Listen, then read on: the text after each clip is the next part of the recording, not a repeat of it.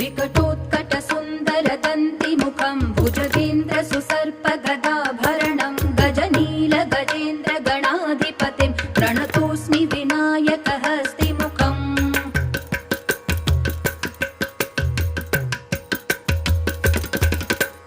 सुरसुरगणपति सुन्दरकेशं ऋषि गणपति यज्ञसमानं भव भव गणपति पद्मशरीरं जय जय गणपति दिव्य नमस्ते गजमुखवक्त्रं गिरिजापुत्रं गणगुणमित्रं गणपतिमीशप्रियं गणपतिमीशप्रियं गणपतिमीशप्रियं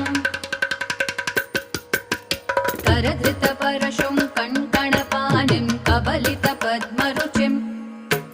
सुरपतिवन्द्यं सुन्दरनृत्यं सुरचितमणिमकुटं प्रणमत